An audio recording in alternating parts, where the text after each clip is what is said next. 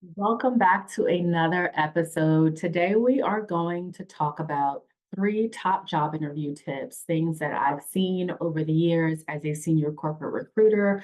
I've seen as someone who has trained hiring leaders on best practices for interviews, and things that I've talked to my clients about recently as well. Certainly want to dive into those three tips, and I think they'd be helpful for you. So, make sure you do a couple of things. One, grab a notebook, pen and paper. Make sure you take notes. Make sure you like the video. And of course, hit subscribe because here on this channel, I share tips to help you gain career clarity, increase your earning potential, and certainly land a six-figure remote opportunity. So let's dive in. First and foremost, research. At the top of this list, what I found over the years is that so many individuals are not actually researching the organization and the role before their interview date. What do I mean by that? Don't just look at the organization's website. Do a Google search, right? Who are their competitors?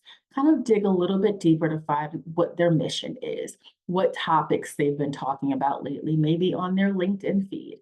I also want you to do some research on the role. What other organizations are hiring for that position? What competitors are hiring for that position? What do those competitors pay? What are the duties? Is there a difference between this particular organization and the others?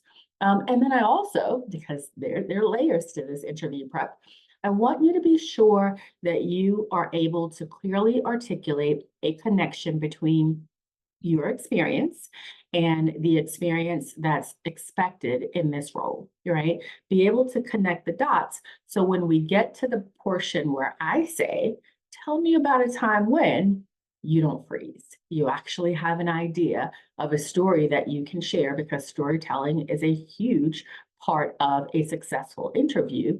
You'll have a story in mind that flows smoothly because you took the time to prepare. Got it? So research, document your findings, right?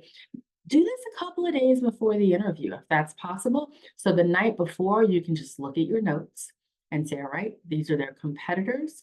This is their performance, right? This is how they fare in the market.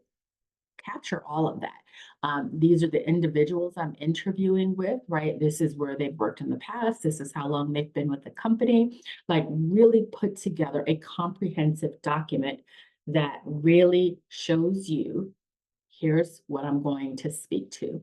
These are points that I can leverage during the interview process.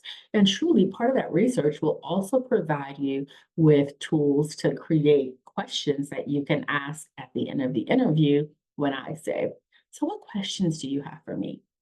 You don't kind of like, I don't have any, Christina. Like, always have a question, right?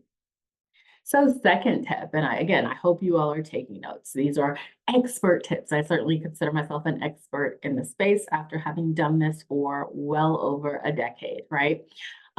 Second tip is going to be for you to practice. So I practice with my clients. We do mock interviews. As soon as they say, Christina, I have an interview, okay, send me the job description. Let's talk through it. We practice because I am familiar with interview questions for a number of roles across a number of industries. What I want you to do is practice. Grab a buddy, if not me, a friend or a mentor, and have them using the job description. Think of some questions they can ask you, as a form of practice. The more you practice, the better you get. If maybe while you're interviewing, you find that you've rambled a bit, that's something to be mindful of, right? If they say, one of the common areas for rambling would be, so tell me about yourself. And people will go off into all sorts of tangents, right? I have two kids, I just have one. My mom, I just moved her into a facility. Like, I like long walks on the beach. People go off onto all sorts of tangents. Practice so that you don't. Practice so that your answer is clear and concise. And truly, because this is what we're looking for, speaks to the value you're going to bring to the organization, right? So you can talk about high level, two or three sentences, what interests you in the role, what you're passionate about.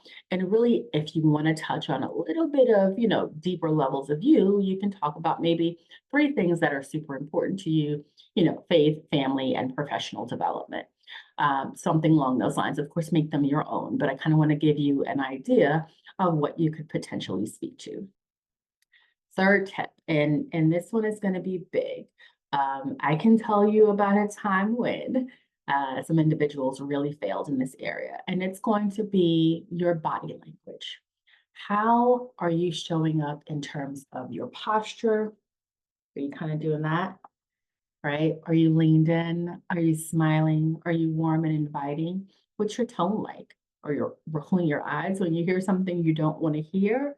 Um, who are you looking at in the room? So let's say it's in person. Are you making eye contact with the individuals in the room as you answer questions? I distinctly remember a time where an individual was being interviewed. There were four of us on a panel interview, and even if I were the one asking questions, this individual did not look at me. He did not look at one of my other colleagues. And we later discussed this and we had some thoughts around why that would have been the case. But yeah, this was a hard no, right?